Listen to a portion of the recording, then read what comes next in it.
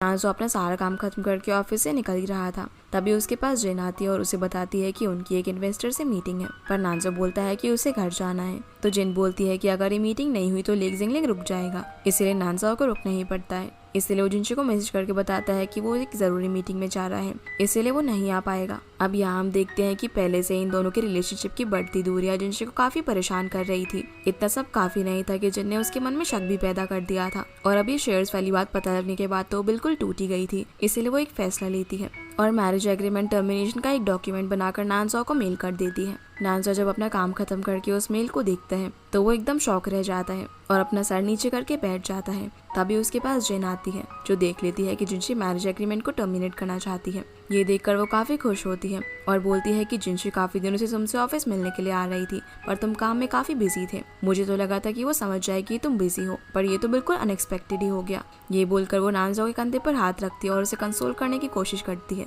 पर नानसो जिनशी को कॉल करता है और पूछता है कि तुम कहाँ पर हो, मुझे तुमसे बात करनी है। तो जिनशी उसे बता देती है कि मैं तुम्हारे ऑफिस के पास वाले मॉल में हूँ। जो सुनकर नानसो भागता है, वो उससे मिलने के लिए जाता है और ये देखकर जिनको काफी जलन होती है। नानसो वहाँ पहुंचकर जिनशी को ढूंढने लगता है, जो कि ऊपर वाले फ्लोर पर थी। तो वो सीढ़ियों से उसके पास जाने की कोशिश करता है, लेकिन वहाँ पर बहुत सारे लोग थे, जो देखकर उसे डर लगने लगता है। तो जिनशी उसे कॉल करती है और बोलती है कि हम लोग फोन पर ही बात कर लेते हैं। जिनशी उससे कहती है कि मैंने फैसला कर लिया है कि मैं ब्रेकअप करना चाहती हूँ और मैं अब तुम्हें और परेशान नहीं करना चाहती, ना ही खुद अपसेट होना चाहती हूँ। तो नानसो बोलता है कि मैं तुम्हारे साथ रहना चाहता हूँ और मुझे इस वक्त तुम्हारी बहुत ज़रूरत है। जिनशी कहती है कि हाँ, मुझे पता है कि तुम्हें मेरी ज़रूरत है, पर मैं ब्रेकअप करना चाहती हूँ। ये बोलकर वो कॉल कट कर देती है। पर नानसो जिनशी से बात करना चाहता था, इसीलिए वो हिम्मत करके सीढ़ियों से ऊपर आने की कोशिश करता है। अब नानसो को ऐसा करता देख जिनशी को रोना आ जाता है और वो समझ जाती है कि जब तक वो यहाँ से नहीं जाएगी तो नानसो ऊपर आने की कोशिश करता रहेगा, इसीलिए वो वहाँ से चली जाती है। और नानसो जिनशी को वहाँ पर ना देखकर सीढ़ियों पर ही बैठकर रोने लगता है।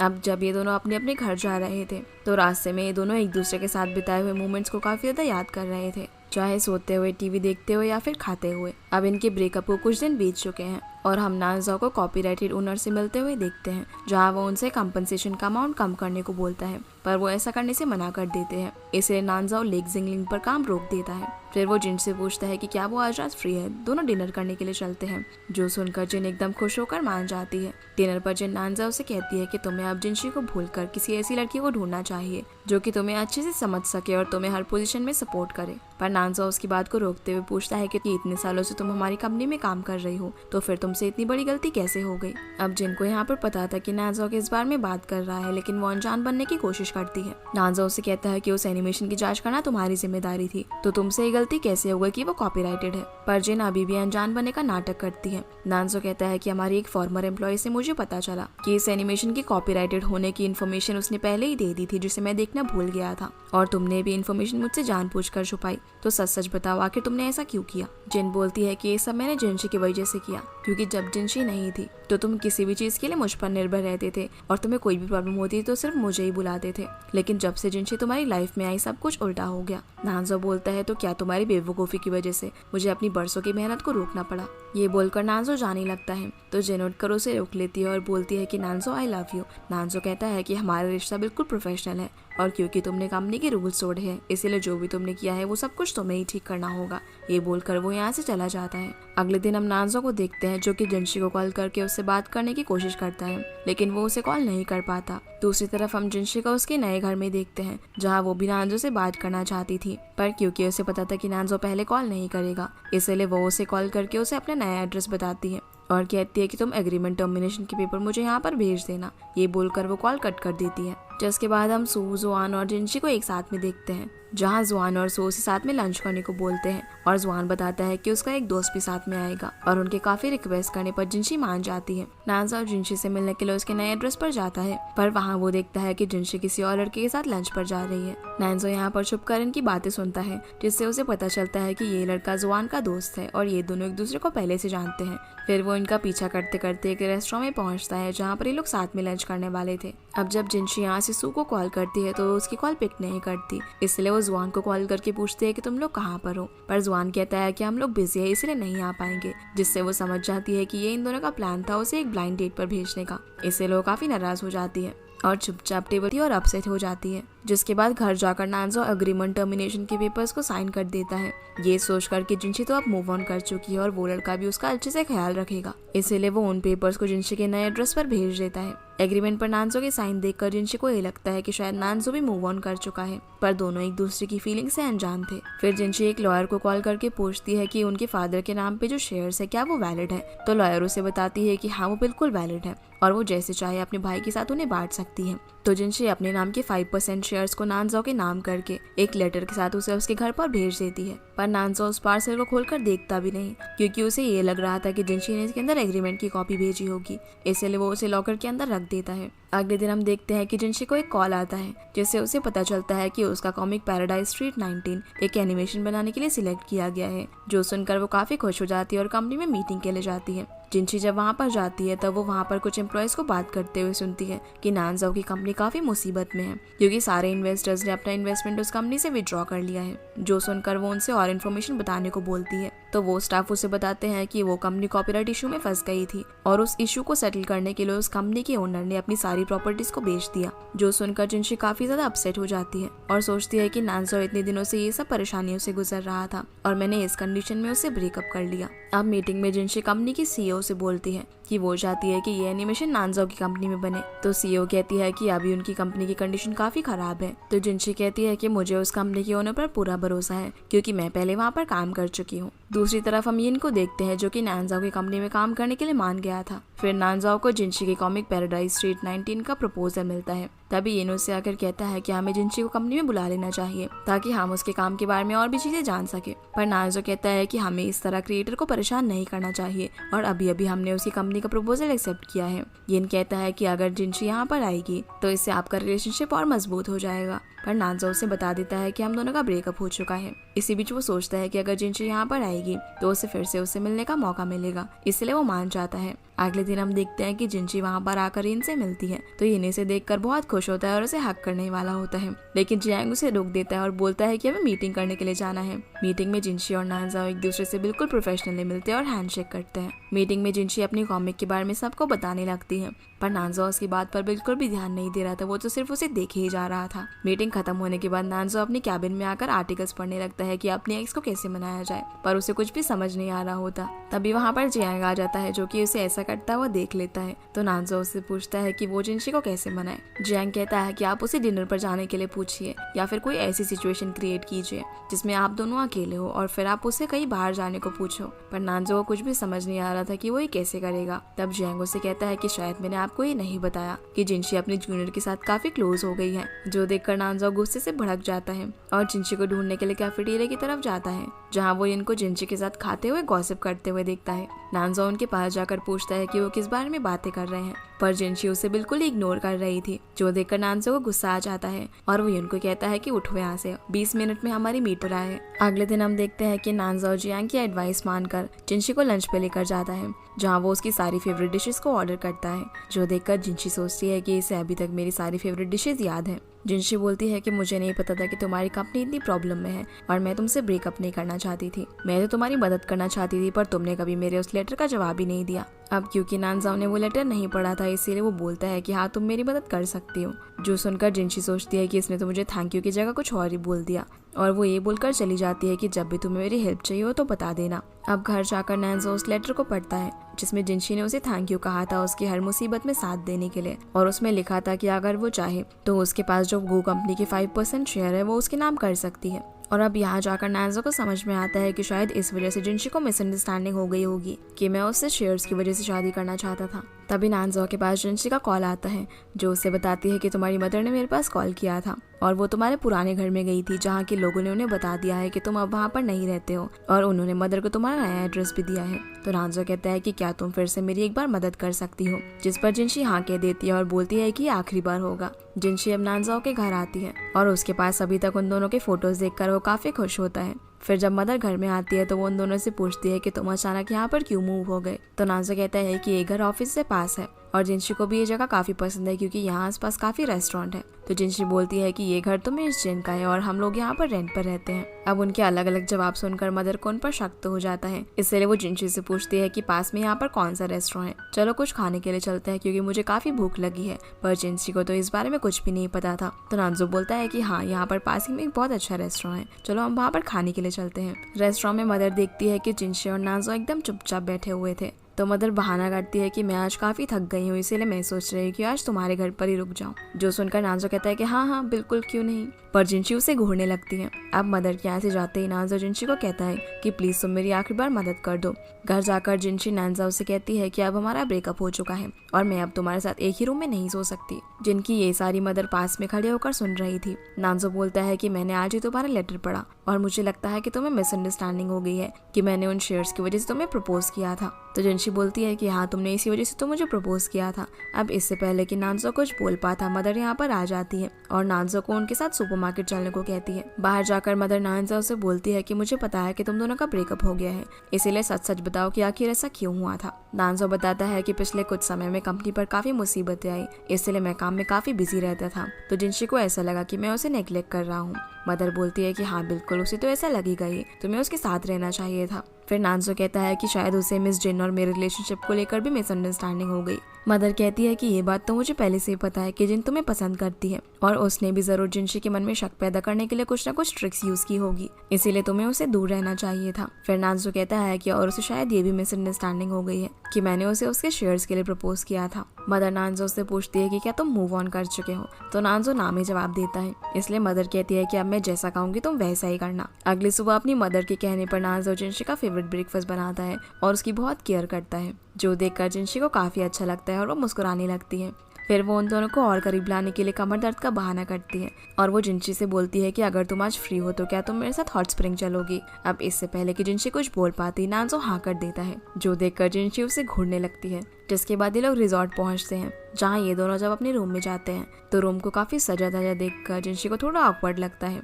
नानजो अब यहाँ उसे कहता है कि मुझे माफ कर दो, मैं जब तुम्हारे साथ था तो मैं सिर्फ अपने काम के बारे में ही सोच रहा था और मैंने कभी तुम्हारे लिए सरप्राइजेस वगैरह नहीं प्लान किए, लेकिन अगर तुम मुझे एक चांस दोगी तो मैं तुम्हारे लिए बहुत सारे सरप्राइजेस प्लान करूंगा। जिनशी बोलती है कि तुम्हें नहीं लगता कि इस सब के लिए काफी देर हो चुकी है और मैं यहाँ पर सिर्फ तुम्हारी मदर के कहने पर आई हूँ।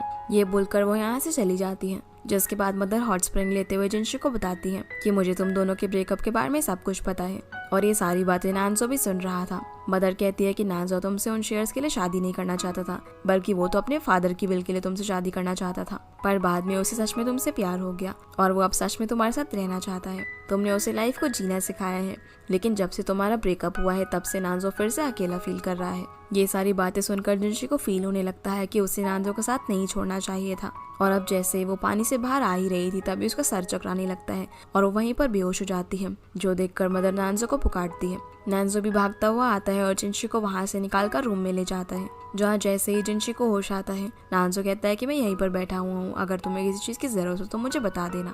अब चेकआउट करते वक्त नानजो जिनशी से कहता है कि मैं तुमसे उन शेयर्स की वजह से नहीं बल्कि अपने फादर की आखिरी विश की वजह से शादी करना चाहता था, लेकिन बाद में मुझे तुमसे प्यार हो गया और मैं अपनी फादर के इस विश के लिए ग्रेटफुल हूँ कि उनकी विश की वजह से मैं तुमसे मिला और मुझे तुमसे प्यार हो गया। पर जिनशी यहाँ उसे कुछ भी जवाब नहीं देती और यहाँ से चली जाती है। जिसके बाद हम देखते हैं कि जिनशी काम करते करते नानजो के घर पर ही सो जाती है, तो नानजो उसके पास आकर उसे अपना कोट उड़ा देता है और उसके फॉरहेड पर किस करता है, पर तभी जिनशी की आँख खुल जाती है।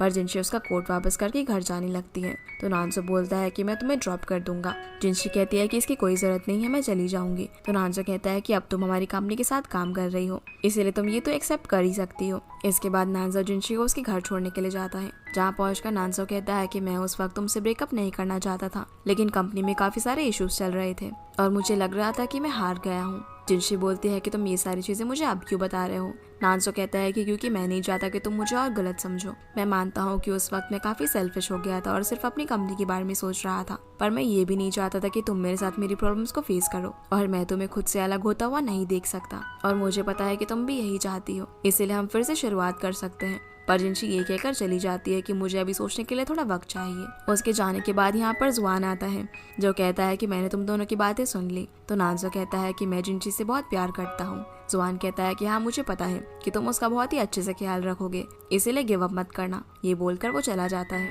अगले दिन हम देखते हैं कि यिन एक एनिमेशन समिट अटेंड करने के लिए दूसरी सिटी में जा रहा था।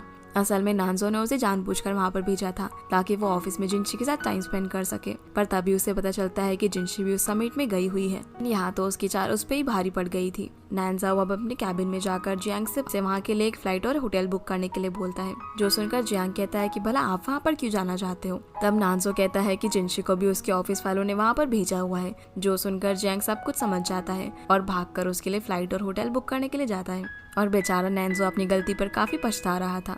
दूसरी तरफ जिनशी समिट वाली जगह पर पहुंच जाती है जहां वो यिन से मिलती है और दोनों साथ में एक फोटो क्लिक करते हैं। फिर हम नानजाओ को एयरपोर्ट पर वेट करता हुआ देखते हैं। तभी वो जिनशी और इनकी फोटोग्राफ को सोशल मीडिया पर देखता है, जिसे देखकर उसे काफी जलन होती है और वो जियांग को कॉल करके 2 बजे से पहले वाली फ्लाइट्स बुक करने के लिए कहता है। जियांग उसे देखकर बताता है कि 2 बजे से पहले वाली फ्लाइट में सिर्फ इकोनॉमिक क्लास खाली है, तो नानजाओ उसे वही बुक करने के लिए कहता है। जिसके बाद हम देखते हैं कि नानजाओ काफी धक्का मुक्की करने के बाद इकोनॉमिक क्लास वाली फ्लाइट में पहुंच जाता है, जहाँ सर्वाइव करने के लिए उसने फिर से काला चश्मा पहना हुआ था और बच्चे उसे काफी तंग कर रहे थे, लेकिन वो किस तरह से कंट्रोल करता है क्योंकि उसे डर था कि कहीं इन जिनशी को उसे दूर ना ले जाए। जिसके बाद हम जिनशी और इनको समिट में देखते हैं जहाँ इन उसे बताने लगता है कि पहली बार जब तुमने मुझे अपने असिस्टेंट बनने के लिए बुलाया था तब मुझे उस काम में बिल्कुल भी इंटरेस्ट नहीं था, लेकिन जब मैंने तुम्हारा काम के लिए डेडिकेशन देखा तो मैंने अपना मन बदल लिया। फिर वो उसे कहता है कि तुमने मेरी लाइफ बदल दी, जब भी तुम मेरे आसपास होती हो मुझे काफी अच्छा लगता है और जब भी काम के लिए हम दोनों पूरा दिन साथ रहते थे तो वक्त का पता ही नहीं लगता था कि टाइम कैसे गुजर रहा है। अब यहाँ वो अपनी फीलिंग्स को और कंट्रोल नहीं कर पा रहा था,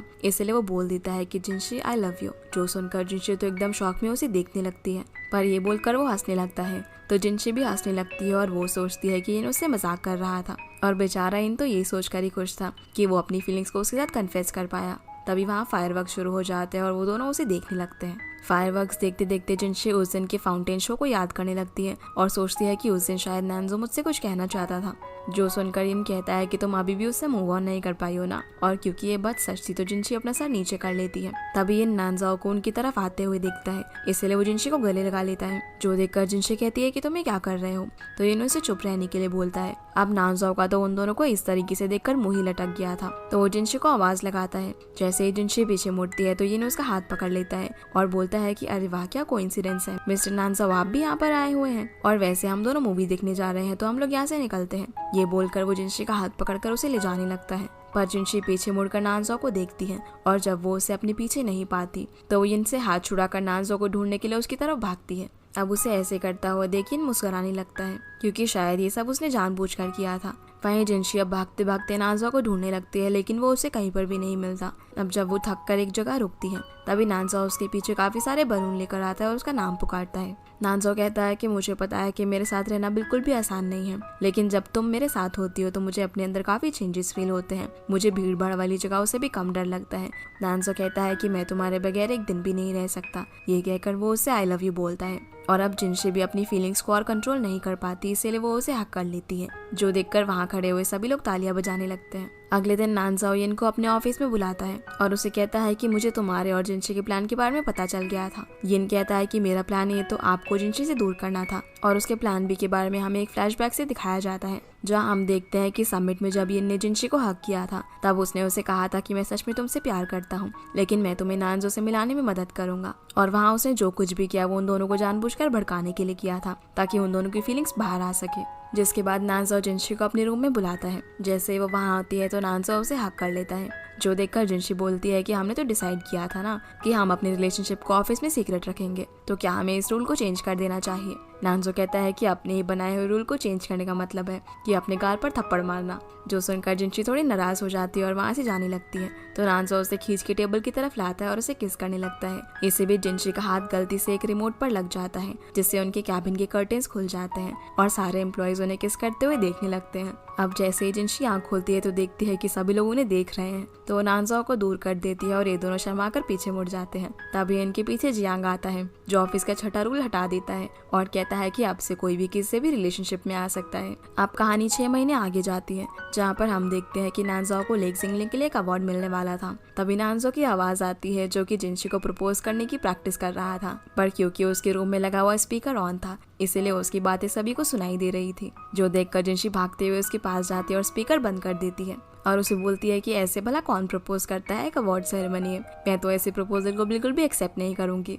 जिसके बाद हम देखते हैं कि नायजा जिनशी को प्रपोज करने के लिए एक बहुत ही सुंदर जगह लेकर जाता है जहाँ आसपास काफी सारे फूल थे और उसके बीच में वो उसे प्रपोज करते हुए कहता है कि जिनशी, तुमने मेरी लाइफ बदल दी, तुमने मेरी साइकोलॉजिकल प्रॉब्लम को भी ठीक कर दिया, मैं अब तुम्हें खुद से अलग नहीं होने दूंगा। पर अब जैसे ही वो अपनी पॉकेट से रिंग निकालता है तो वो नीचे गिर जाती है। जो देखकर नायजा उठता है और कहता है कि नहीं, मैं फिर से करूंगा। इसीलिए वो दोबारा से अंदर से आता है और घुटनों पर बैठकर उससे पूछता है कि क्या तुम मुझसे शादी करोगी। तो जिनशी मान जाती है। अब नायजा उसे रिंग पहनाता है और दोनों किस करते हैं। एंड आई होप आप लोगों को ये वीडियो पसंद आई होगी, तो इस वीडियो को लाइक कर चैनल को सब्सक्राइब जरूर कीजिएगा। आपसे फिर मिलते हैं अगले इंटरेस्टिंग ड्रामा में, तब तक के लिए गुड बाय।